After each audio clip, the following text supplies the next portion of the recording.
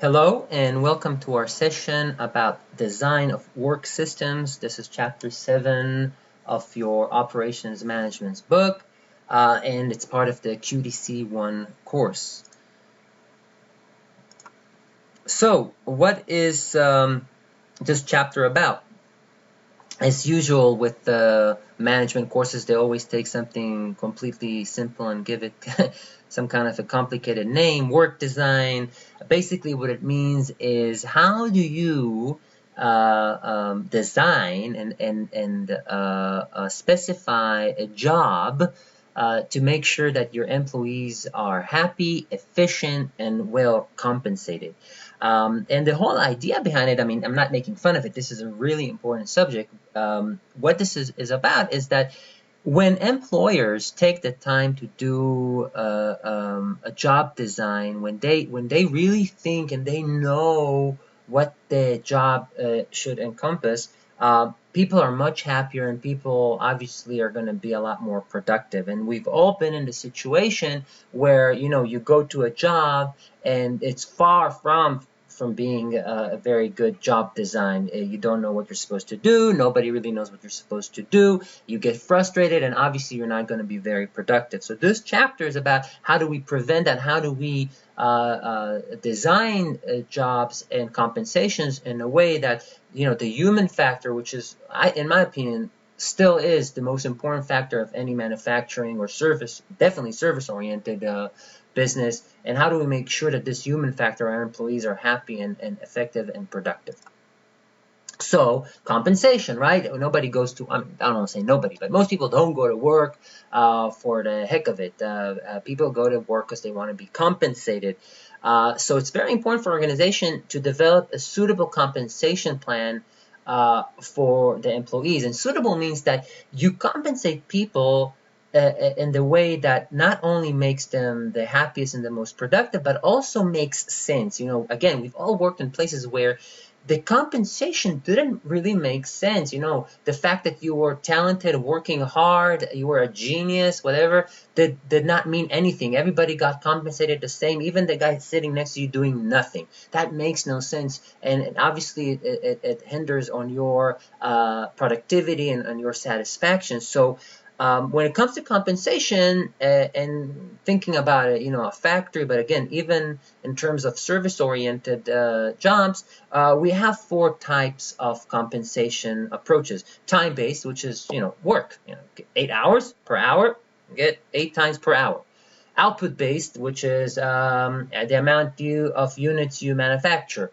This could be like, I want to stay away a little bit from manufacturing because I always kind of go back to it, but it's not only manufacturing.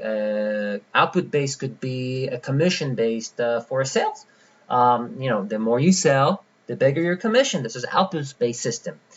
Incentive systems is just like it implies. You get incentives, bonuses. You get a salary-based plus incentives to work harder to come with the initiatives, etc., etc. Knowledge-based systems, what they are about is about providing compensations for the knowledge. The more knowledgeable you are, and I'm not talking about how many degrees you are, but the more skilled you are, the better the higher compensation is. So if you think about it, like if an employee, the company has a training on-site training facility, and the more training you get, the better you are trained. Also, you're going to be compensated more, which in some cases that really is the most fair way to compensate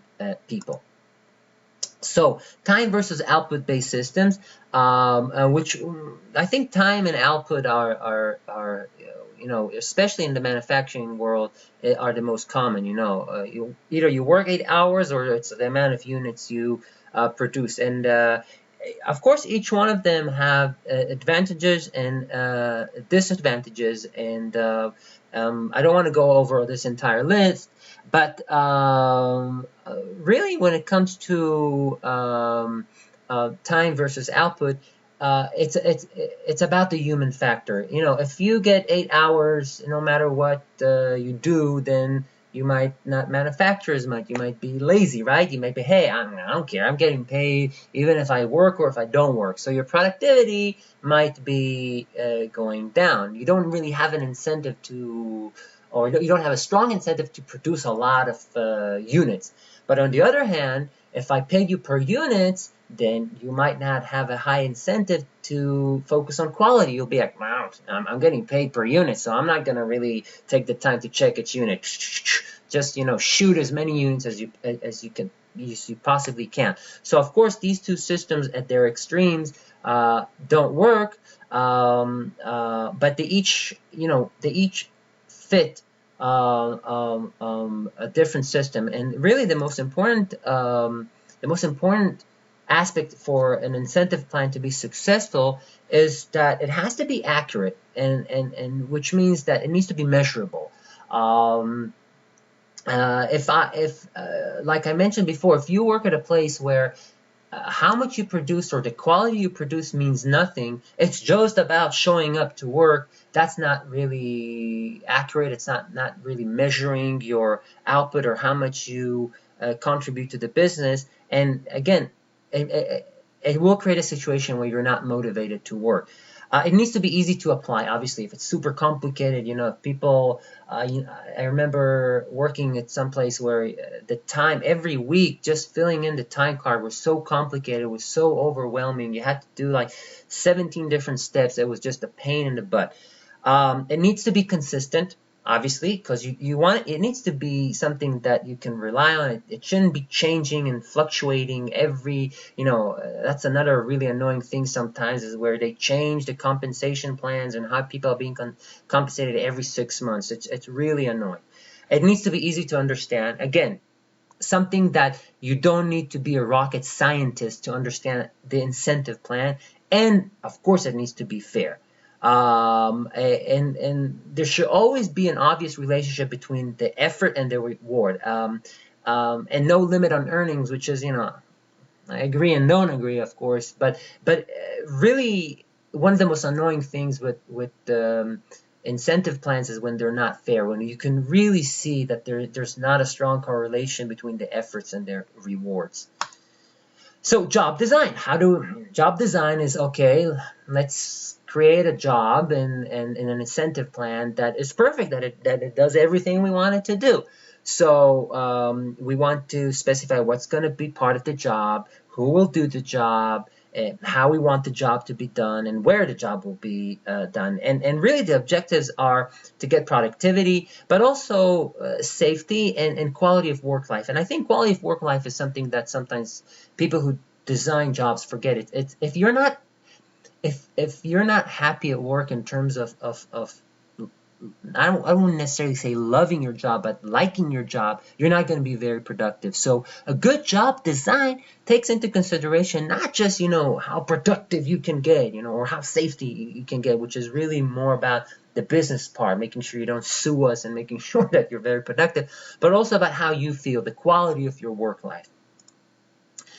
Specialization is that when you really have a work that concentrates on some very specific aspect of a product or a service. And it, like everything in business, you always see it, it has its advantages and disadvantages. And the advantages is that, you know, it doesn't require a lot of education, right? You're specialized. And think about a factory. Specializes could be you're the guy who is turning bolts all day. That's all you do.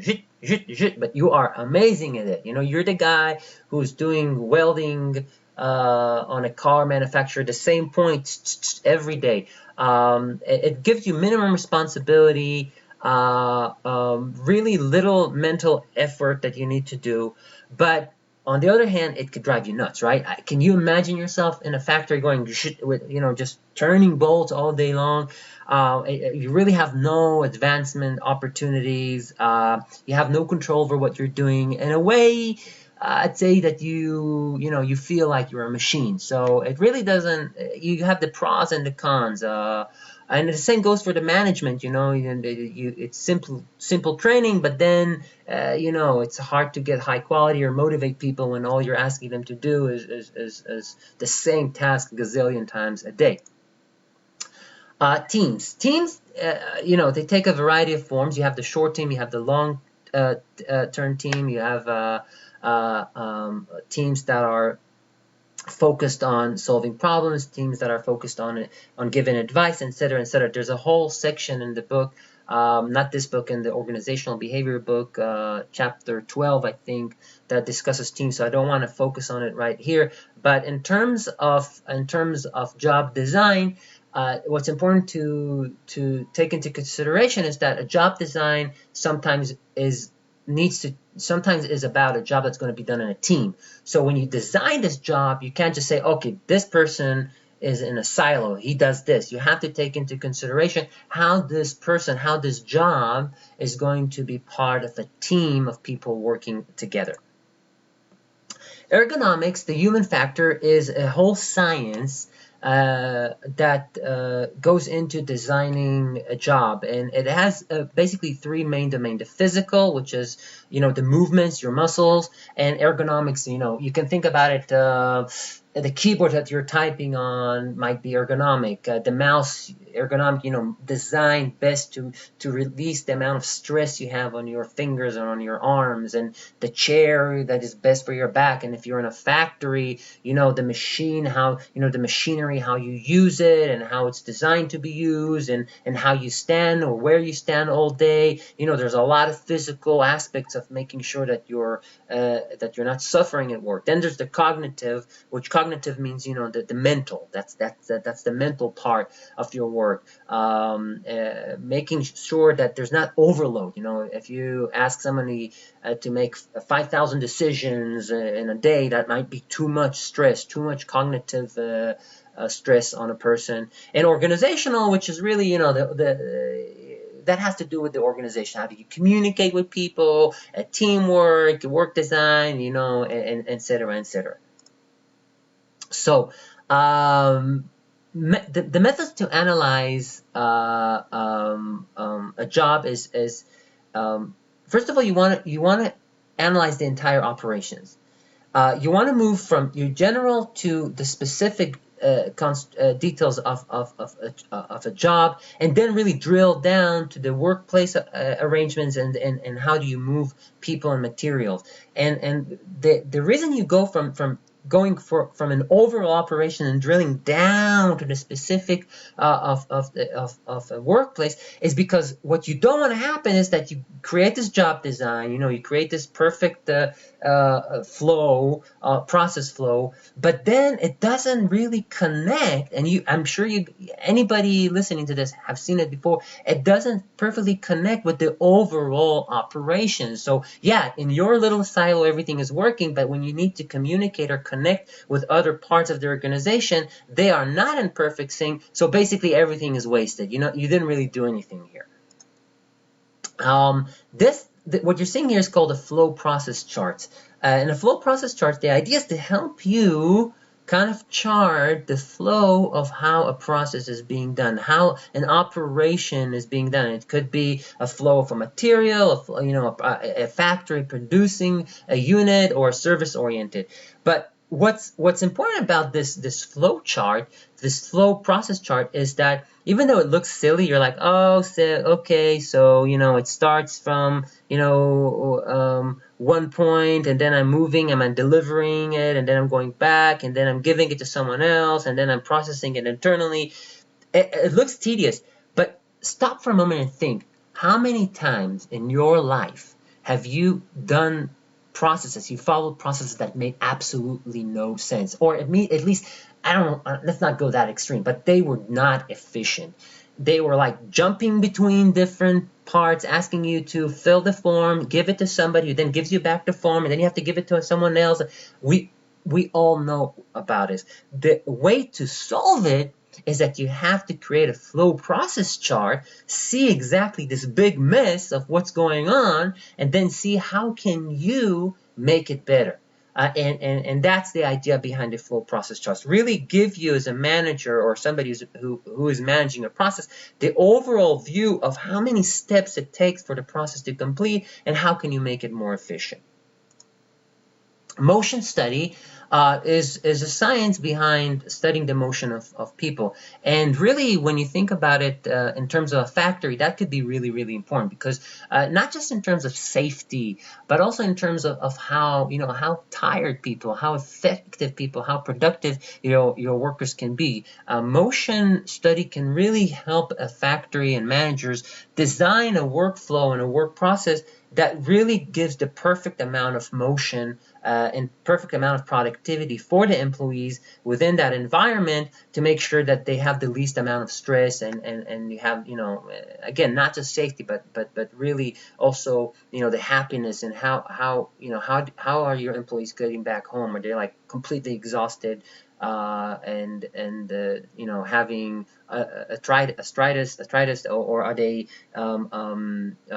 getting home in a physical condition that allows them to be as productive the day after? And but this is not just limited to manufacturing. It also is about if you work at a desk, motion study can design a desk environment, and I've seen it happen in one place where I work, where they brought this expert to help a guy with a back injury redesign his desk in his work environment, so he really had the best design of motion and motion flexibility to make sure that he's not harming his back. So motion study is not just for factories; it can be as relevant for a work office type of environment.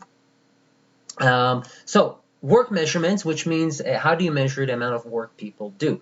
You have standard time, which is you're going to use some. You have to measure, right? You have to use a benchmark. You have to have some way to decide what is the acceptable amount of time it takes to produce something. You can't have your employees tell you, oh, it takes an hour or it takes 5 hours. You want to have some kind of a standard time to know that whenever this is not happening, that you might have a problem in your manufacturing.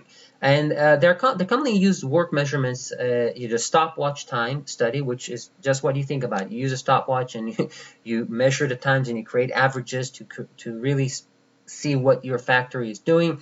Historical times, you take your historical times as a factory and you just use them as the benchmark, as the baseline. Predetermined data is that you just look around the industry and the industry is like, okay, iPhone is 1 hour. This is the standard that industry is manufacturing. And work sampling is you just sample the work, and based on that you kind of get a feel of what's going to be your standard time, your benchmark. So we just spoke about this. Operations strategy. So in terms of designing work, this is the last slide. In terms of designing the work, you have to remember that, and I truly believe in this, people are still at the heart of a business. I mean, even if you have half of your business automated with robots and everything, you still need people to work it, and you're still going to need people to manage stuff. So the human factor is very important, and if you treat your workers, if you design their jobs, if you make sure that it's not just about profit and minimizing costs, it's also about their well-being and how happy they are, you're going to get more productivity from them, and you're going to have less absenteeism, which is people not showing up to work. It's a win-win situation for everyone. And a later part of this course, we talk about just-in-time, which is a Japanese production method, which is focused on really being super efficient in terms of inventory. But one of the core elements of just-in-time and Six Sigma and even ISO is people. People. If you make sure that the work is designed correctly for the people and what they can and cannot do, you're going to get the highest quality with the highest productivity possible. Anyway, I hope this helps. Again, like I said at the end of every session, read the chapters in the book. They have some extra information that these slides did not cover. And go to the book website and take the quiz, which will help you kind of rehash and see if you really understood the concepts. Have a great day.